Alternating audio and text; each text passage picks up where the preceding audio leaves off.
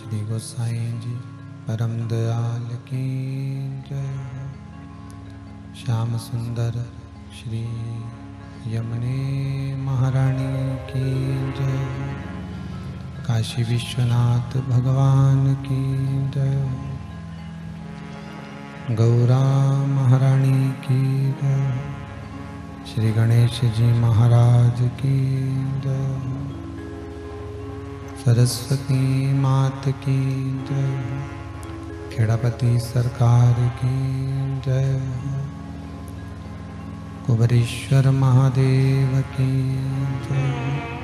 संत सद्गुरुदेव गौ माता की जय।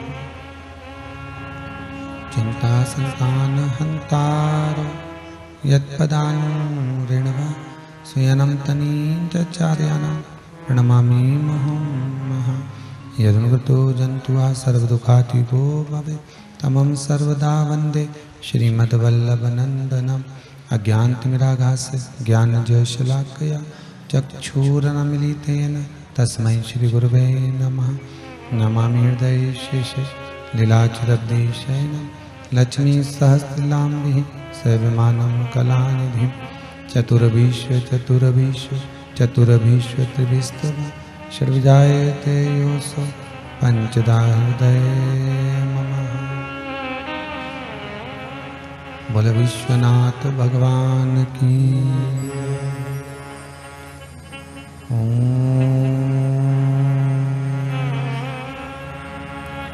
नमः शिवाय। नमः शिवाय।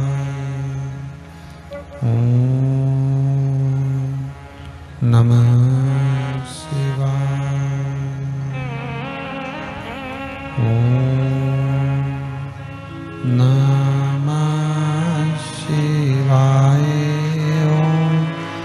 नमः शिवाय।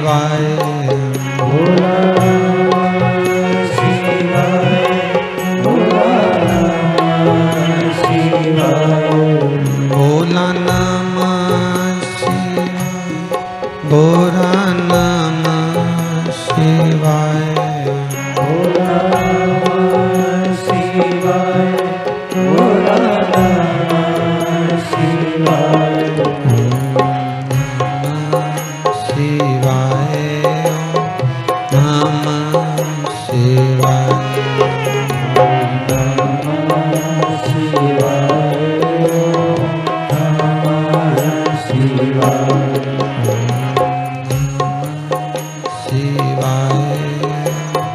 नमः शिवाय।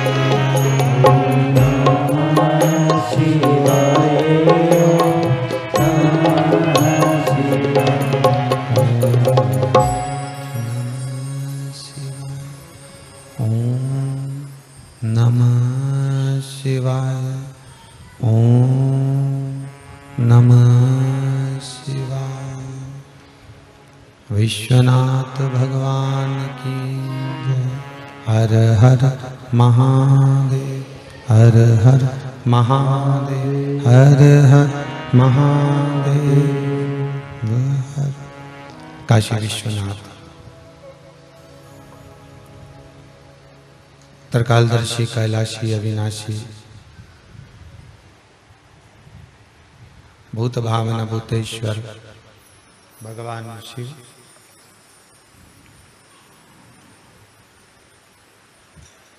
जिनकी पुण्य पावन शिव महापुराण की कथा श्रवण करने का सौभाग्य बाबा देव अधिदेव महादेव की कृपा से, करुणा से, दया से इस कुबेरेश्वर धाम की पावन धरा पर प्राप्त हुआ है।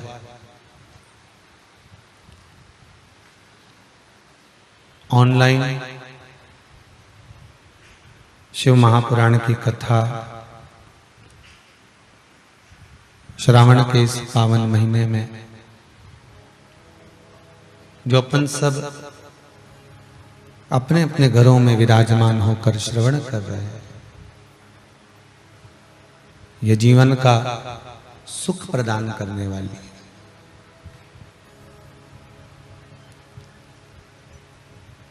बहुत बहुत साधुवाद देता हूं रघुवंशी परिवार खरगोन को, जो अपने पूज्य पिताजी स्वर्गीय मोहन सिंह जी रघुवंशी की स्मृति में इस पावन शिव महापुराण की कथा को रघुवंशी परिवार अपनी माता जी को साथ लेकर, श्रीमती उर्मिला जी रघुवंशी खरगोन, अपने बच्चों को साथ लेकर चंद्रशेखर मोहन सिंह जी रघुवंशी, श्रीमती मंजुला जी रघुवंशी खरगोन मध्य प्रदेश से इस पावन शिव महापुराण की कथा को संपूर्ण जनमानस को श्रवण करा रहे हैं और विश्व का कल्याण कर रहे हैं।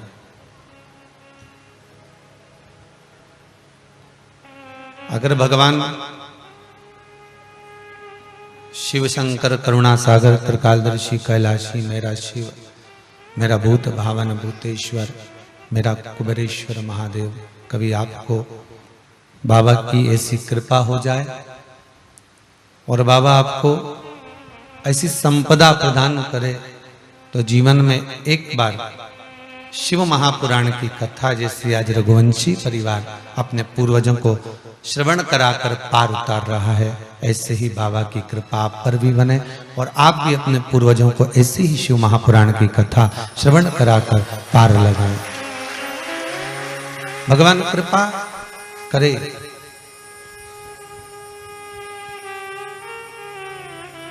कहीं माता पिता की पुण्याई होती है, कहीं माता पिता का पुण्य होता है, तब जाकर जीवन में एक बार शिव महापुराण की कथा करवाने का सौभाग्य प्राप्त होता है।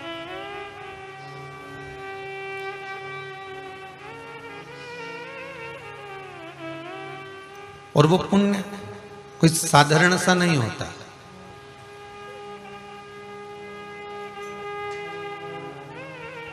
शिव महापुराण की कथा 24,000 श्लोकों का ये समावेश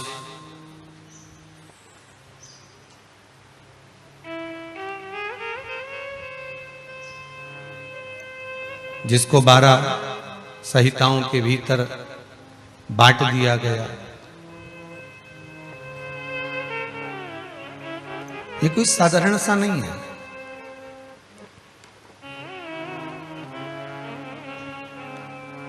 इस शरीर की रोमावली में 3.5 करोड़ रोम छिद्र इस मनुष्य के जो शरीर में है, और उस शरीर के अंदर जो 3.5 करोड़ रोम छिद्र हैं, शिव महापुराण के शब्दों का संबोधन श्रवण कर कर, शिव महापुराण की कथा को श्रवण कर कर हम अपने जीवन में उतार कर केवल बाहर का स्नान नहीं कर रहे, भीतर का भी स्नान कर।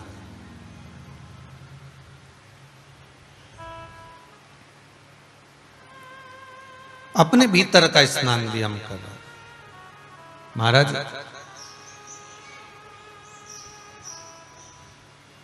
साबुन लगाकर, सर्फ लगाकर अपन बाहर से तन को तो साफ कर सकते हैं, पर भीतर का जो मन है ना, वो केवल एक शिव की कथा, राम कथा, कृष्ण कथा, भगवत चर्चा, संत चर्चा या भक्तों की चर्चा से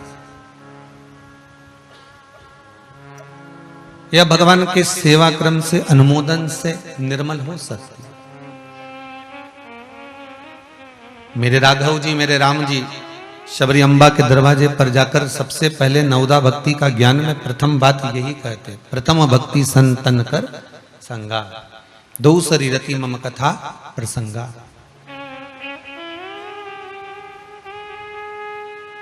यदि आप सत्संग में कहीं पहुंच गए हो, भगवान की कथा में कहीं पहुंच गए हो, भगवत चर्चा में कहीं पहुंच गए हो, और भगवान की कथा का रसस्वादन यदि आप कर रहे हो, श्रवण कर रहे हो, शबरी अम्मा ने जैसे राघव जी से पूछा था, राम जी से पूछा था, ये तो बताओ प्रभु कि आप मेरे दरवाजे तक आए हो और वहां आकर भी केवल एक सत्संग का महत्व ही दर्शा रहे हो कि प्रथम भक्ति संतन कर संगा।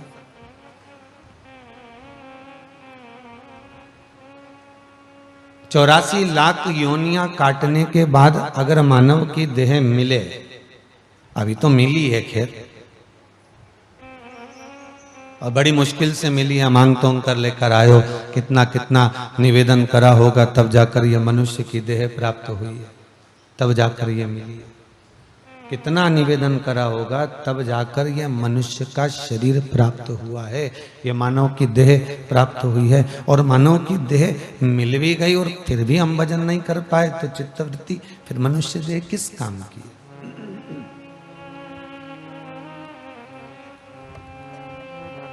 फिर मानव का शरीर किस काम का?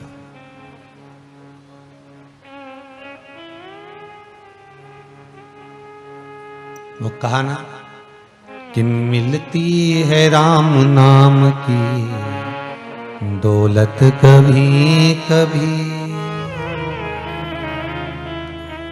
होती है अपने भाग्य से शिव पुराण कभी कभी, कि दौलत को पाके तुम कभी अभिमान ना करो, दौलत को पाके तुम कभी अभिमान ना करो, दौलत को पाके तुम कभी अभिमान ना करो,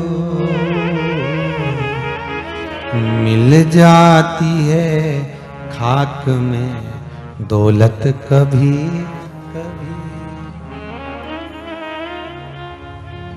मिलती है राम नाम की दौलत कभी कभी, बड़ी मुश्किल से मिलती है। लाख प्रयास कर लिया, लाख आपने उपाय कर लिया, लाख आप भगवान की भक्ति में डूब गए, कहा आपने, विचार करा आपने कि मुझे ये भक्ति प्राप्त हो जाए, फिर भी बड़ी मुश्किल से मिलने वाली।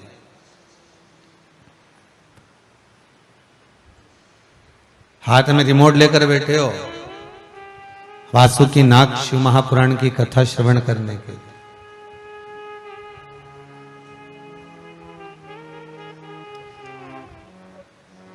जितना फेसबुक, जितना यूट्यूब, जितना गूगल सर्च करना है सब कर लेना, पर अभी तक के शायद इतिहास में वासुकी नागशु महापुराण की कथा शायद ही कहीं सुनने को मिली हो और मिल पाए। वो तो बाबा की कृपा है, सावन का महीना है और रघुवंशी परिवार को साधुवाद धन्यवाद है जो श्रवण करवा रहा है।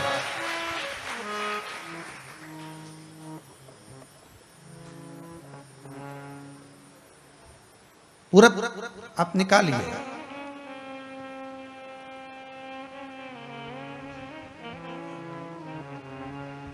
क्यों दिखते हैं स्वप्न में सर्प?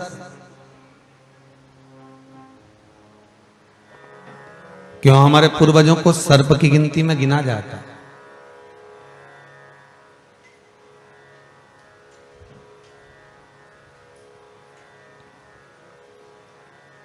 क्यों सर्प को मारने वाले को मनुष्य देह प्राप्त होने में हजारों वर्ष तप करना पड़ता है, तब जाकर कहते हैं 84 लाख योनियां मनुष्य को मिली है, पर मानव की देह आखिरी है, पर वो आखिरी देह तक पहुंच ही नहीं पाता है। फिर जन्म लेना पड़ता है, फिर किसी योनि में, फिर किसी योनि में, फिर किसी योनि में पढ़ना पड़ता है, बारंबार पढ़ना पड़ रहा है, बारंबार जन्म लेना पड़ रहा है, बारंबार जाना पड़ रहा है।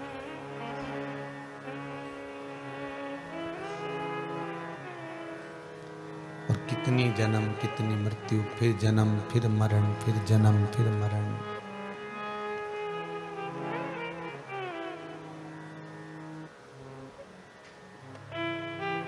स्वप्न में सर्प दिख रहा है, सामने घर के सामने से सांप निकल गया, रास्ते से जा रहे थे सर्प निकल गया। अब आपने तो कह दिया गाड़ी चढ़ गई, और उस गाड़ी में जितने बैठे हैं दुनिया के लोगों को 84 लाख योनियां केवल एक बार काट कर फिर मनुष्य देह मिल जाती। 84 लाख योनियां काटते काटते काटते काटते फिर मानव की देह मिलेगी। इसको नहीं मिलेगी जितने गाड़ी के अंदर थे। ऐसी 84 लाख ना जाने कितनी बार काटना पड़ेगी, तब जाकर फिर मनुष्य की देह मिलेगी। वो मानव का शरीर मिलने के बाद भी, वो मानव का शरीर मिलने के बाद भी शरीर आड़ा टेढ़ा रहेगा। हाथ से, पैर से, नेत्रों से, श्रवण से, कंधे से, कहीं ना कहीं शरीर में कुछ विकलांगता रहेगी।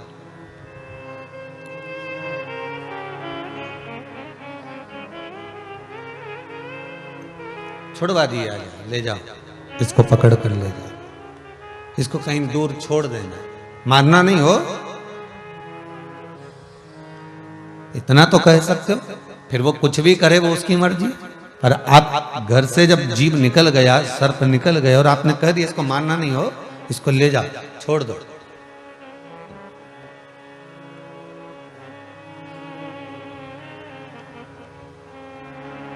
अदालत में जब कोई केस चलता है ना, तो उसमें दोष यही आता है, आपने किसी को अगर उत्साहित कर दिया, हाँ हाँ तू तो ऐसा कर ले, तो जिसने करा उसके साथ इसी को पकड़ा जाएगा जिसने बाबा ही करी, हाँ हाँ कर ले। किसी ने किसी को प्रेशर दे दिया, उसने कुछ कर लिया, तो उसी को पकड़ा जाएगा जिसने प्रेशर दिया। मरने वाला तो मर गया, करने वाला तो कर गया, पर इसको उत्साहित किसने करा?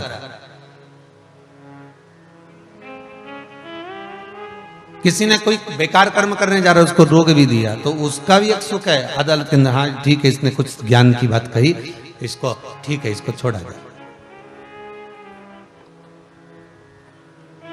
पर सामने भवन में, घर में, परिवार में, कहीं खेत खलियान में कहीं दिख भी गया सर, और आपने कह दिया ले जाओ इसको मार दो, नहीं नहीं नहीं, इसको ले जाओ पकड़ कर, मारना नहीं हो, बस इतना तो कह सकते कि इसको मृत्यु ना दीजिए।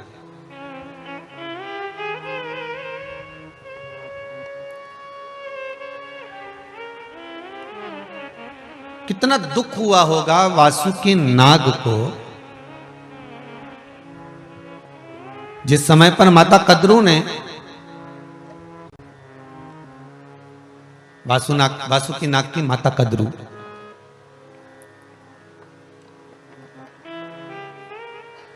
जिसमें वासुकी नाग की माता कद्रू ने अपने पुत्रों से कहा वीनता के चक्कर में कि पुत्रों सुनो, कश्यप ऋषि की 17 धर्म पत्नियां, उसमें से मूल थी कद्रु और बिंदु। दक्ष प्रजापति ने अपनी बेटी ब्याही थी कश्यप बाबा।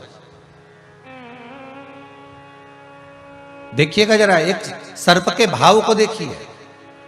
क्यों भगवान शंकर ने इसको गले में धारण कर कर रखा वासुकी नाग को?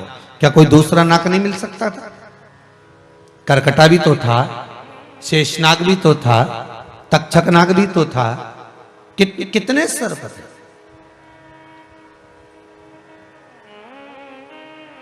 पर वासुकी को धारण करने का शिव के पास सबसे मूल है कि आपका विश्वास और आपके हृदय की निर्मलता। शंकर का मूल, सबसे मूल तत्व है उसकी निर्मलता। भगवान को एक नाम से पुकारा जाता है, भोला। क्या कहते हैं शिव को? भोला। भोला का मतलब क्या होता है? उसके भीतर का भोलापन। आवाज थोड़ा बड़ा ही है, रिटर्न। उसका भोलापन। भोला का मतलब होता है निर्मल। इसके भीतर पाप नहीं, इसके भीतर कपट नहीं है। ये किसी के साथ छल ही नहीं कर सकता। कई बार माताएं भी कह देती, हमारा वो छोटा पोता है ना, वो तो किसी के साथ में कोई कभी गलत काम कर ही नहीं सकता। इतना निर्मल है, इतना भोला है। और फिर पूछा जाए वो बड़ा, अरे वो तो महाउद्दंड है। उसके बाद तो कहां दिन भर दोस्तों के साथ घूमता रहे, दिन भर यहां वहां पड़ा रहे, कब आग लगा के आ जाए मालूम ही नहीं पड़ने दे। वो तो जब सूचना मिले तब मालूम पड़े कि ऐसा है।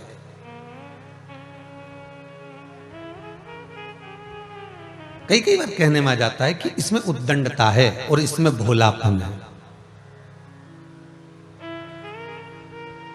ये बहुत भोला है। इसके भीतर पाप नहीं है, इसके भीतर कपट नहीं, इसके भीतर छल नहीं, इसके भीतर बेईमानी नहीं, इसके भीतर प्रपंच नहीं।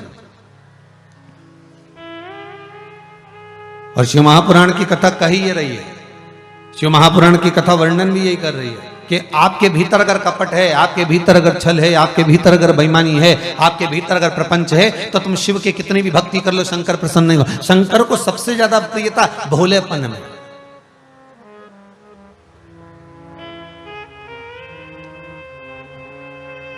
शिव को सबसे ज्यादा प्रियता अगर किसी से है तो आपके निर्मल स्वभाव से। तो राम कथा में भी तो कहा, निर्मल मन सो मोहि पावे, मोहि छल छिद्र कपट ना भावा। भगवान को अगर कुछ भा रहा है, भगवान को अगर कुछ प्रिय लग रहा है, भगवान को अगर कुछ श्रेष्ठ लग रहा है, तो आपका भोलापन, आपकी निर्मलता, आपका सहज स्वभाव।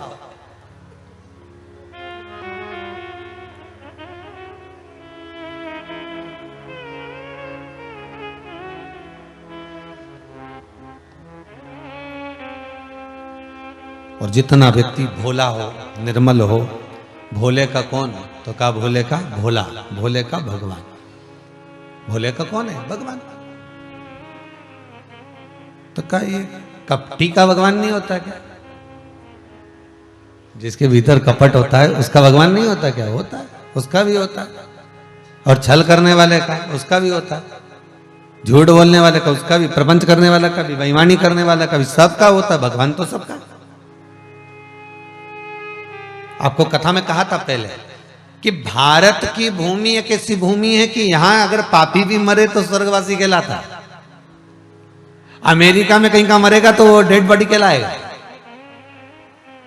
वहां कोई नहीं लिखेगा फोटो का आगे स्वर्गवासी, बैकुंठवासी, गौलोकवासी। वहां तो कह दिया डेड बॉडी है, इसको ले जाओ, मर गया, ये गया, ऑफ हो गया, जाइए, ऑन और ऑफ, गया, खटका है, दवाई से मालूम पड़ जाए गया कि है।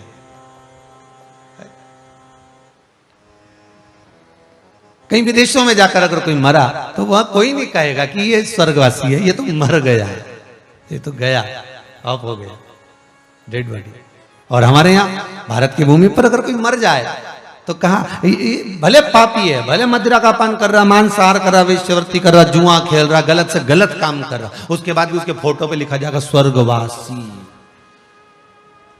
कितना गंदा काम करके मरा, गलत काम करके मरा, इसके बाद भी लिख दिया स्वर्गवासी। उसका कारण केवल एक है, क्योंकि भारत की भूमि एक ऐसी भूमि है, ये पृथ्वी एक ऐसी है, भारत की धरा एक ऐसी है, ये भारत की भूमि की रज ऐसी है कि यहाँ संत साधु सन्यासी तपस्वी साधक उपासक ब्राह्मण गुरुजन और परमात्मा और सारे तीर्थ सारी नदियां सारे सरोवर सारे कुंड सारे तालाब इसी भारत की भूमि पर आकर विराजमान हो गए। क्यों? इस भारत की धरा पर कहीं से भी निकलोगे हर कंकर में शंकर समाया हुआ है। इस भारत की धरा में कहीं से भी निकलोगे हर कंकर में गंगा का जल है। इस भारत की भूमि पर कहीं से भी निकलोगे, कहीं नर्मदा कहीं सरयू कहीं मंदाकिनी कहीं गंगा, कहीं ना कहीं उसको छू रही है, उसको स्पर्श कर रही है।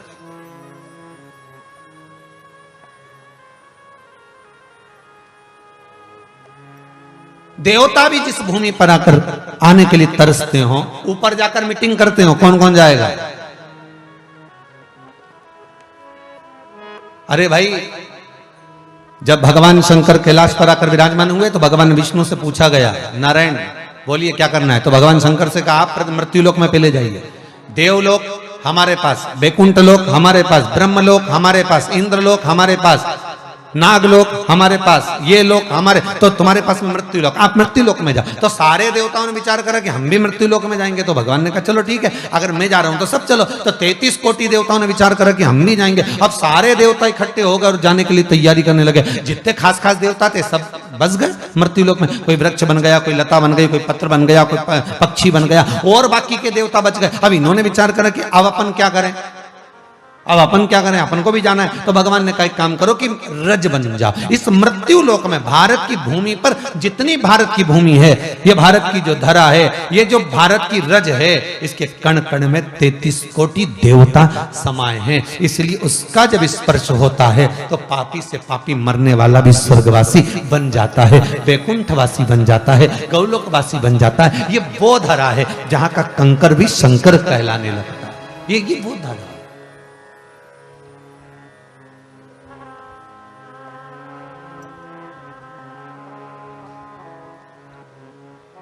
जाना तो है, भजन कर कर स्मरण कर कर नाम जप कर कीर्तन कर कर नाम स्मरण में डूब कर जाना तो है।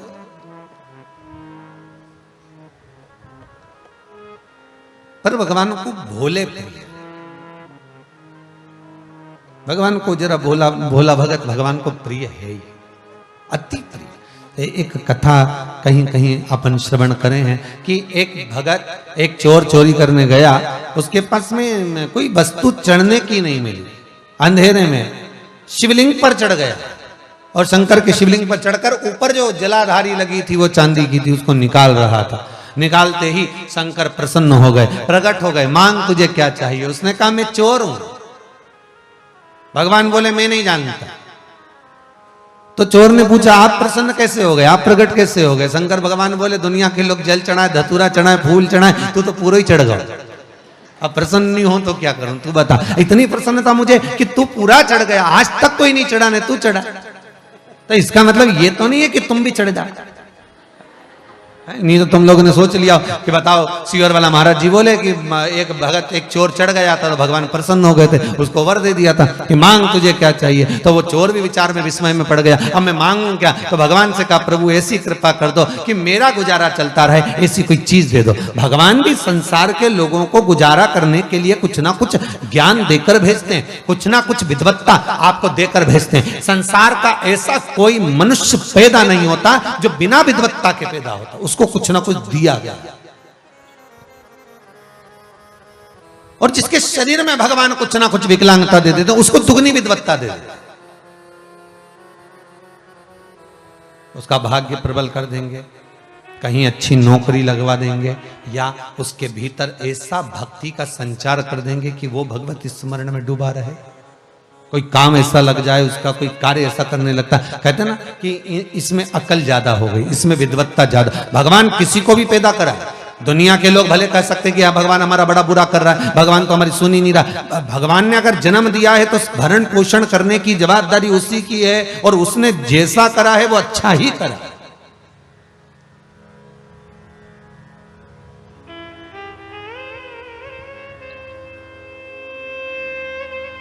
अरे वो एक कहानी बहुत पहले पढ़ी थी, आप लोगों ने भी पढ़ी होगी, आपको भी याद होगा, अगर पढ़ी होगी तो ध्यान में होगा कि एक राजा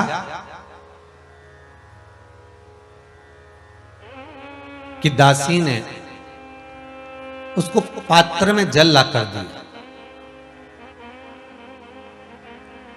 और पात्र में जब जल ला कर दिया तो पात्र की जो किन्नौर थी ना, राजा को देते समय वो किन्नौर उसके हाथ में गड़ गई और उंगली कट गई। राजा को क्रोध आया, दासी को मृत्यु दंड दिया जाए,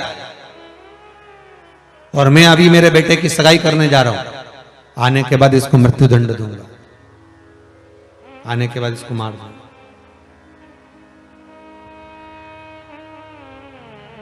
ठीक है, दासी की आंख में अश्रु थे, रो रही है। उसने महामंत्री से कहा, मंत्री जी मैंने कोई दोष नहीं करा, राजा ने हाथ में कलश झेला, उंगली कट गई, अब उसमें मेरा क्या दोष है, आप बताइए। महामंत्री ने कहा, आपका तो कोई दोष है ही नहीं, आपका कोई दोष नहीं।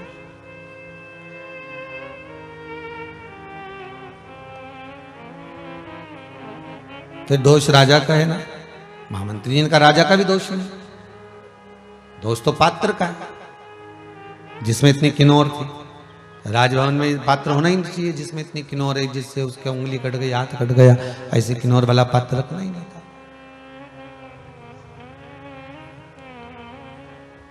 अब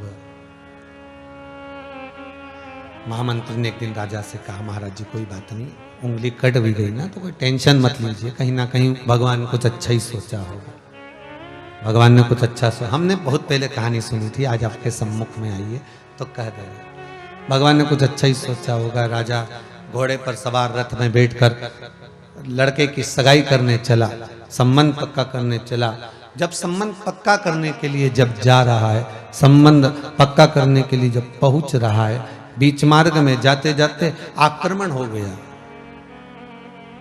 भीलों ने आक्रमण कर दिया, वन में रहने वाले वनचरों ने आक्रमण कर दिया, उसको पकड़ लिया, पकड़ा और ले जाकर मारने के लिए आतुर हुए कि अब कुछ नहीं मिला, ये आखिरी का मिला है, इसी की बलि चढ़ाना है देवी को, इसको स्नान कराओ।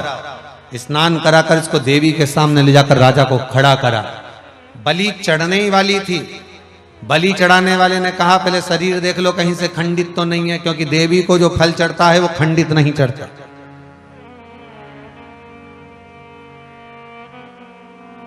इसको खड़ा करा तो इसका शरीर देखा तो उंगली कटी हुई थी। हुजूर सरकार, इसकी तो उंगली कटी है, इसकी बलि नहीं चढ़ सकती, छोड़ दो इसको। उसको छोड़ दिया। राजा अपने नगर में पहुंचा तो दासी को तो छोड़ दिया, महामंत्री से कहा तूने कहा था भगवान जो करता है सब अच्छा करता है, अगर उंगली भी कटी है, परमात्मा जो कर रहा है सब अच्छा कर रहा है, अगर उंगली भी कटी है तो उसमें कुछ ना कुछ हमारा अच्छा हुआ होगा, परमात्मा ने कुछ सोचा होगा।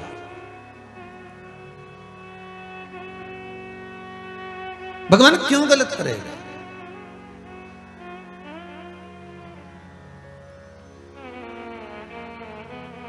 परमात्मा कभी किसी का अहित नहीं करता, हमारे कर्म।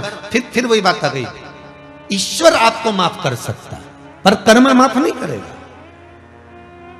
मत बुरे कर्म कर बंदे वरना पछताएगा, भगवान की आंखों से तू बच नहीं पाएगा, तू बच नहीं पाएगा। हमारे कर्म कभी हमको माफ नहीं।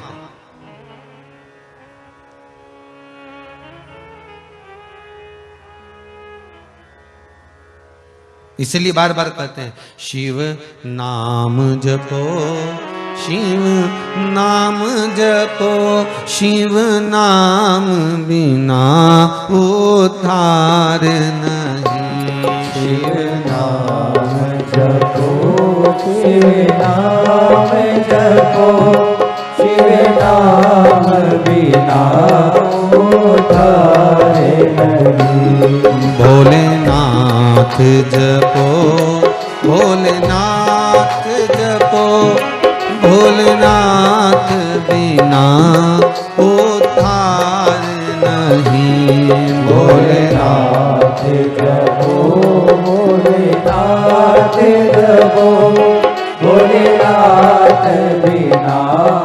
उद्धार